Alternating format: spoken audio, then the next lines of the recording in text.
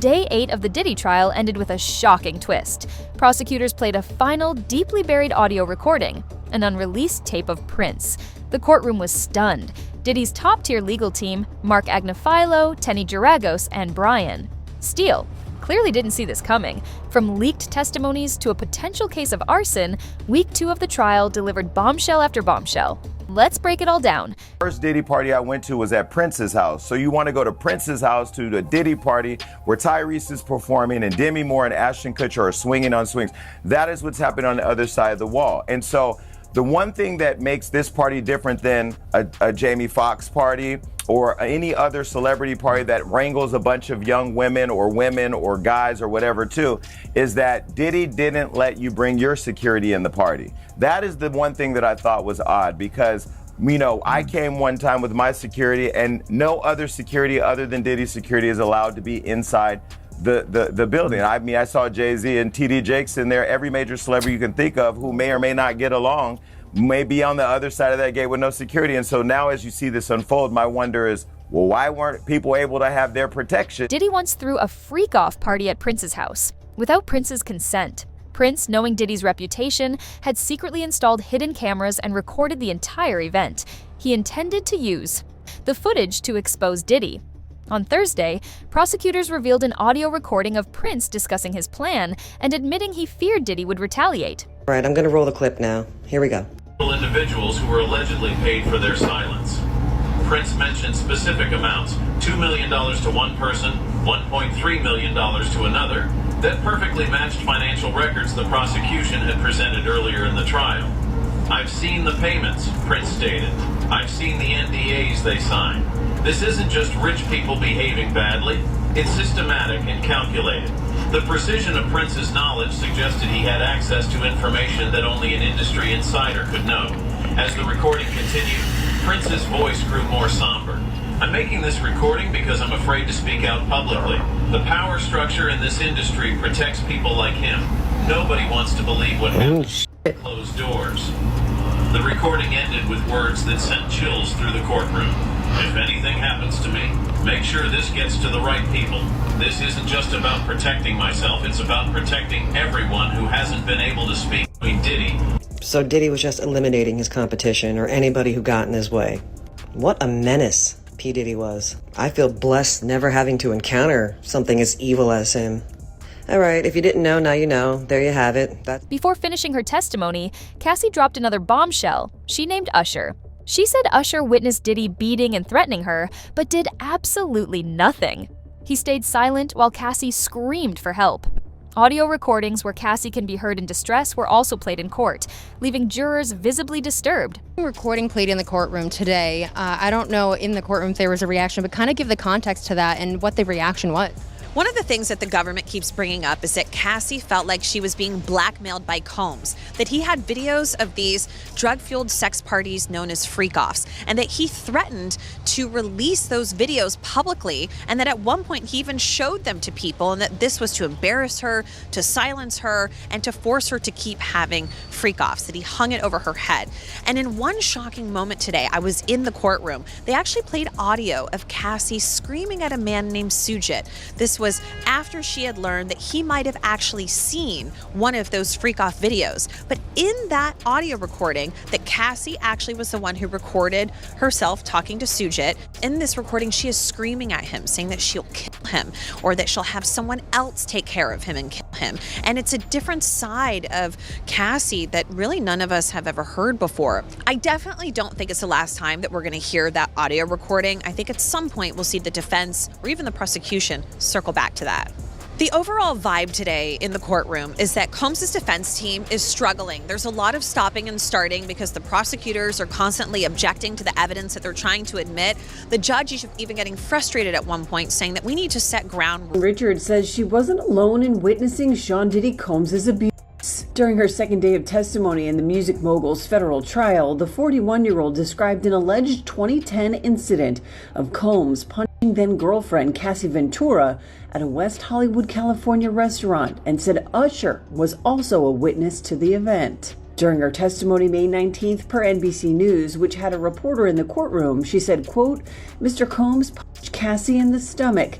They were having a private conversation and then he punched her in the stomach. She immediately leaned over and left. In addition to Usher, Richard, who was a member of the girl group Danity Kane, which was formed on Combs' show Making the Band in 2004, alleged that other musicians, including singer Neo, record exec Jimmy Iovine, and rapper Big Daddy Kane were present as well. When Richard and Ventura got into a car to leave after the alleged restaurant incident, Richard said another physical altercation took place between Combs, who has pleaded not guilty to all charges, and his then-girlfriend. She continues in her testimony, quote, "We got in the car to head back to her house. Combs grabbed her, slapped her, popped her in the mouth, and told her to shut the f*** up. Everyone was quiet." Prosecutors presented items seized from Diddy's hotel room the day he was arrested. Stacks of cash, illegal substances, weapons, and over 100 bottles of baby oil. According to Homeland Security, DNA from the scene confirmed that multiple women were present during yet another violent freak-off, even after Diddy had been indicted. Look inside Combs' Miami mansion the day federal agents busted the gate open last year to raid it. A federal agent testifying about the evidence, guns and ammo seized from Diddy's home that were found near alleged freak-off supplies, which included dozens of bottles of baby oil and boxes of platform heels, bondage restraints, and bundles of rope. Also photographed as evidence that day, motivational messages on Combs' bathroom mirror that included "You a legend" and "Upward motion," and drugs. Lots of drugs, including ones found in plastic bags inside a Gucci bag, and orange tablets with the Tesla logo that tested positive for ecstasy. We just got new exhibits today. Take a look at these photos that prosecutors have just released. They're pictures of Diddy's former girlfriend, Cassie Ventura, with what she says are bruises on her back and legs, which you can see here, and also a gash above her eye. Also released today, some pictures from when Diddy was arrested in September of last year at the Park Hyatt Hotel in New York. And a special agent with Homeland Security testified last week that some of the items found included baby oil, drugs, these pink packets of ketamine. There's also this image of a knife wedged in a door.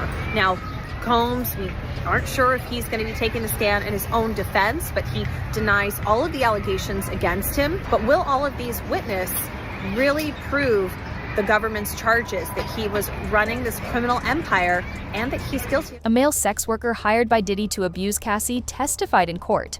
His statements were disturbing. He described how Cassie would sigh or look away in discomfort every time Diddy forced her to be intimate with him. In her own words, Cassie said her stomach would turn at the thought of being treated like a toy. But she feared what Diddy might do if she refused. On the stand after Cassie's mom stepped down, a man who goes by the name, wait for it, The Punisher. The Punisher is an exotic dancer and former sex worker whose real name is Sheree Hayes. Mr. Hayes told the jury that he got his nickname playing basketball, but his photos, they seem to tell a different story for why he may be using that name today. Ooh, kind of safe for work, almost not safe for work.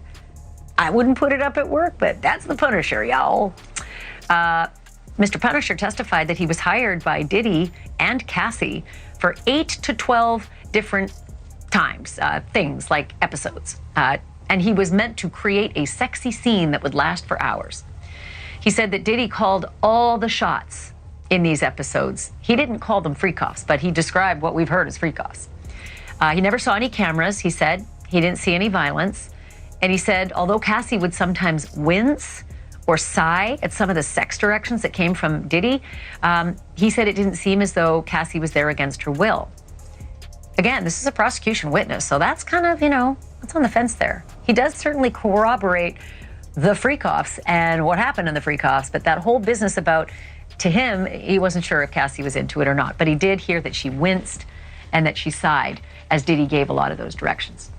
By the way, the Punisher also said that he never saw Diddy take drugs, never saw that he seemed drunk or high, which is exactly what prosecutors are trying to show, that this was not just an out-of-control, party of an enlisted megastar, but instead was a clear-eyed criminal enterprise. Cassie felt completely alone.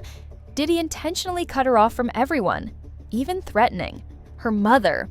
Cassie's mom testified that she was terrified for her daughter's life. At one point, Diddy told her she'd have to pay $20,000 if she wanted to see Cassie alive.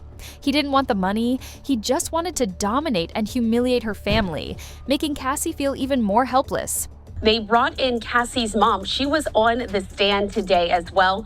She talked about having to take out a $20,000 loan just to prevent Diddy from putting out a sex tape that involved her daughter, Cassie. Talk about some of those details that we heard as well. I mean, for any mother, this has to be a nightmare situation. That's exactly right. And I think that was, you want to talk about effective and non-effective testimony. I think that was very effective because, again, to go back to what the defense is trying to paint here, that this was Cassie and she knowingly and wittingly went along with these things. But to hear mom say, look, I had to go and I had to come up with this money so I could pay Diddy to protect my daughter, that goes against what the defense has said. And it, I think, shows that you've got somebody who was very worried about some of this material being seen by the public. And that doesn't sound like somebody who wittingly went along with some of the things that she was asked by her boyfriend to do. So I think that was very powerful testimony. And it certainly goes to show what the prosecution is trying to say, that again, that Cassie was coerced into doing these things, and she was messaged that if you don't do what I want you to do, me being Diddy, then you're going to really have to deal with some very substantial repercussions here. And I think that was the point of mom's testimony. Absolutely, and that's some of the footage of Cassie's mother leaving. Diddy's abuse wasn't random. It was strategic. He would degrade Cassie in front of others so she'd understand no one around him would ever help her. These weren't just attacks, they were calculated humiliation rituals meant to break her spirit. Cassie even recalled moments when she screamed for help, begging someone, anyone, to save her.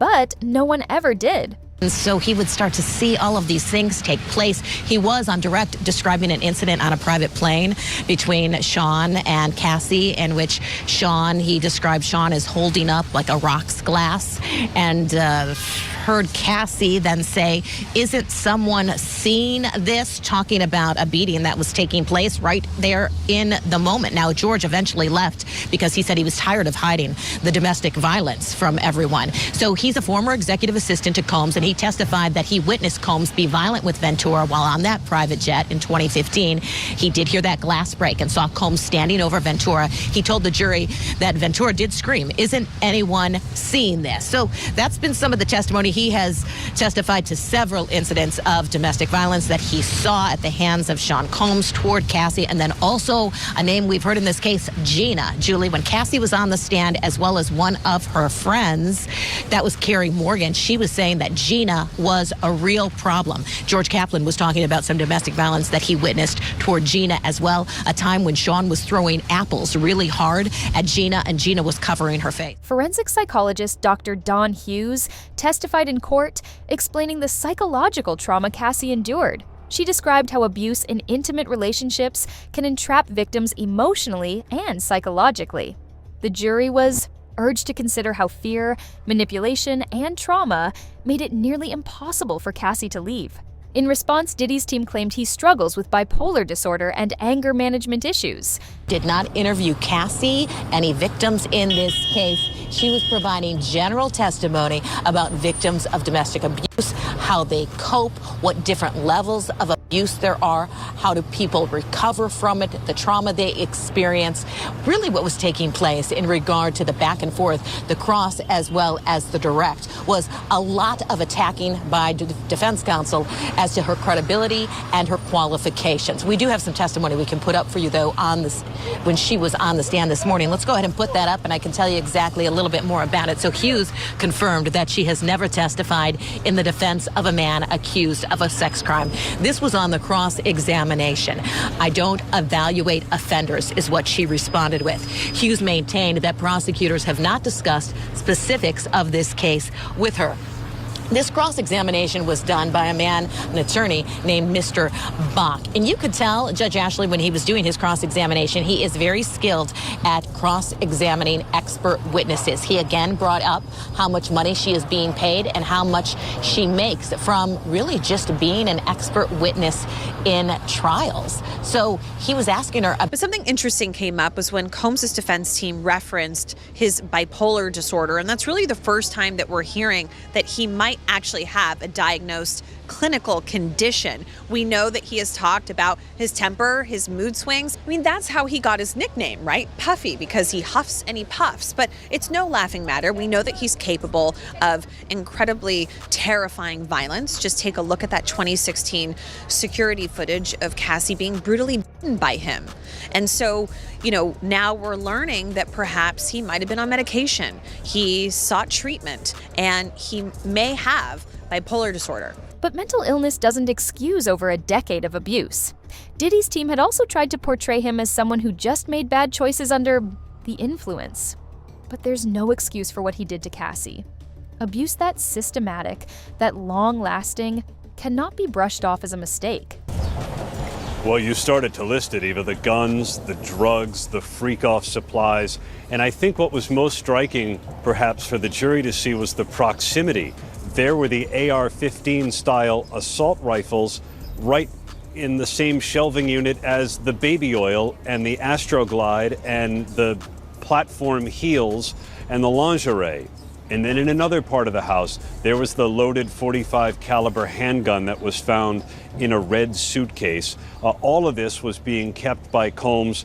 For what reason, we don't know, but federal prosecutors, I think, are hoping to make a link, especially between the guns and the freak-offs, because their whole theory of the case is that Combs used violence and the threat of violence to coerce women, particularly Cassie Ventura, but other women as well, into these sexual performances. He's increased. He began to set up the hotel rooms. And what did he say that he would use to set up the hotel rooms? He said they would have what was called a hotel bag. Inside that hotel bag would be things like the baby oil, the Astroglide, liquor, drugs, he mentioned. So he mentioned several different items that he would bring in to set up the hotel rooms. He also said then afterwards what his responsibility was to clean up those hotel rooms after things were taking place behind closed doors. And he said he wanted to do this, put the room back together as perfectly as possible, because he didn't want anyone selling any kind of photographs of the hotel room to try to make Sean Combs look bad. When Cassie tried to move on and date Kid Cudi, Diddy retaliated. He allegedly broke into Cudi's house, locked his dog in a washroom, turned off the security cameras, and later set Cudi's car on fire. Though the crime wasn't officially pinned on him, Cudi testified that years later, Diddy privately apologized for the entire incident. That's not the behavior of an innocent man. He had a brief relationship with Cassie Ventura during this time, and Combs allegedly made threats against him because of it. Muscati testified that he believes Combs actually broke into his house and testified that a few months later, a Molotov cocktail was placed on his Porsche, damaging his car. He told the jury he reached out to Combs after his car caught fire and described him with his hands behind his back like a Marvel supervillain. Combs has pleaded not guilty to all charges, and his defense team says any sexual encounters were all consensual. Legal contributor Eric Faddis joins me now for more. So, Eric, what do you think? How does Muscati's testimony impact Combs' arson charges and the racketeering conspiracy counts that he faces, you think? Yeah, Kira, I think we're firmly moving into RICO territory here. We're getting past some of the sex trafficking allegations, talking about a criminal enterprise that was allegedly engaged in committing crimes. And so Kid Cudi's testimony goes to trying to prove some of those predicate offenses. He says that Diddy and his team burglarized his home after Diddy found out that he was dating Cassie Ventura, and then shortly thereafter blew up his vehicle, which goes to arson. And so that was really the thrust of the testimony. That was the purpose for putting him on. There were some points scored by defense as well. It was some colorful testimony. Diddy's lawyers deny any involvement. But if what Cudi said is true, then Diddy admitted guilt behind closed doors. The question is, why wasn't he held accountable back then? That when he got that phone call from Cassie that he sprung into action, although he was confused about why it would matter if Sean Combs knew that he was dating Cassie, because he had no reason to believe that they were still romantically involved. Remember, Kid Cudi had been dating Cassie, he says, for about a year at this point. He went and he got her from her apartment and he took her to the only place he thought would keep her safe, which is the Sunset Marquis. It's a hotel in LA. So in this phone call with Cassie, she says, look, Diddy knows we're dating. He asked for your address. I gave him your address, and I'm so scared right now. So he goes and he picks her up at her place and takes her to the Sunset Marquis Hotel. While they're there, they got a phone call from a friend of Cassie's who said, I'm sitting in front of your house right now, Kid Cudi. Sean Combs and an associate of his are inside your house. And that's when he was like, what is going on? He said he was angry. So he gets in his car. He said it was a Porsche 911 convertible. And on his way to the house, that's when he's starting to get worried about, what am I walking into? Could Combs have weapons? Who else could be there at the house? Could this turn violent? Although he said he did want to fight Combs for breaking into his house. And so he called 911, but he also called Combs and he said, why are you in my house? And he said, I'm on my way. So when he got to his house, Diddy wasn't there. What he did notice was that his surveillance cameras were turned the other way. Some Christmas presents were unwrapped from Chanel for his family. And that also his dog was in a bathroom with the door closed. Last week, we heard Cassie testify about Combs threatening to set fire to his Porsche. Talk to me about what he said inside today about that incident. Kid Cudi and Cassie stopped dating after this whole incident in which Combs allegedly broke into his house.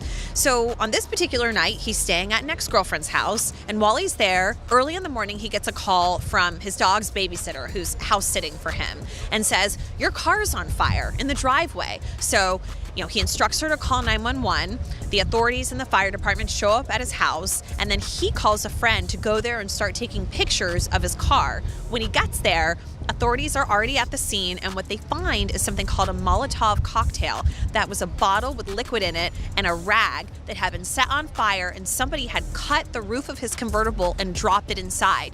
And then we saw pictures of all this damage today, and he said that unfortunately his car could not be repaired. So police collected all of this evidence, and there was some sort of an investigation. But today we heard on cross-examination Brian Steele, who's a very famous attorney out of Atlanta who represented Young Thug in his state RICO case. And he got up there and really tried to poke holes in this idea that Combs was the one who destroyed his Porsche. And he said, look, there was an investigation, nobody was charged, and they even took DNA evidence and fingerprints at the scene. And what connects Combs to this incident, right? Because all we really know is that Cassie said that Combs threatened to do this, but there isn't any security footage. There isn't any proof that Combs either told somebody to do it or actually did it himself. Even now with Diddy in custody, Cassie isn't safe.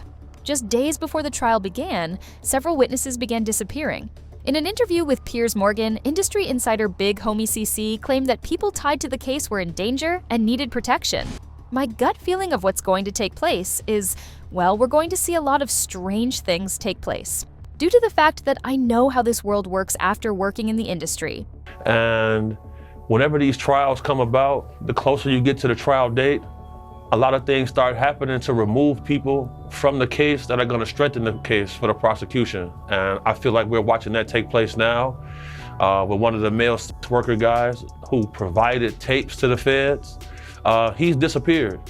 And this is similar to what happened in the Tory Lanez case, where the bodyguard whose DNA was on the weapon, he disappeared. So I expect to see a lot of strange things take place. I expect to see the defense team do a lot of steps to lighten the image of Combs, and we've been watching that take place. From what you know about him, Sean Combs, obviously the perception of him has changed dramatically since these allegations were made and since he got charged. I mean, from everything we're seeing now, he seems a very unpleasant, nasty, violent piece of work. Is that a correct assessment? The assessment is going to be correct. So what I've learned is whenever you see a gentleman like this from affluence and power, whenever they have an addiction to MDMA or the drug ecstasy, they call it the love drug. So he's been doing this drug for over 20 years. So that's going to lead his view skewed when it comes to sexual activity. I believe it's helped turn him into a sexual deviant. And, what type of man wants to see another man urinate in his wife's mouth? With the selection of a jury in the Sean Diddy Combs case almost complete, prosecutors are preparing for opening arguments on Monday. But they admit there's a snag. One of their key witnesses against the rapper appears to have gone missing. This comes as we learn that Combs' ex-girlfriend, who was seen on video being assaulted by the rapper, is pregnant. Here's Les Trent. Is a key witness in the Sean Diddy Combs trial backing out? Victim number 3, as she's called, was set to testify against the music mogul. The name of victim number 3 was going to be revealed when she took the stand, but the woman has apparently gone missing, and prosecutors say they've been unable to reach her. People just get nervous, and this person could just be nervous and just has had second thoughts. If the prosecutor can't find this witness, how might it affect the case? Look, I don't think it's going to have a tremendous effect. The prosecution is going to call a number of alleged victims. So look, this is just one less. Someone else is also getting cold feet. A juror sent an email to the judge asking to be removed from the panel for issues of personal. From hidden surveillance tapes to missing witnesses and a growing list of enablers, the Diddy trial is turning into more than a courtroom drama. It's a full-blown expose of power, silence, and control in the entertainment industry. But no matter how powerful the man or how deep the cover-ups go, the truth always finds a way. We'll keep following every detail, every leak, every testimony, and every name that gets exposed. If this story left you speechless, hit that like button, subscribe for more updates, and drop your thoughts in the comments. Until next time, stay aware, stay questioning, and never look away.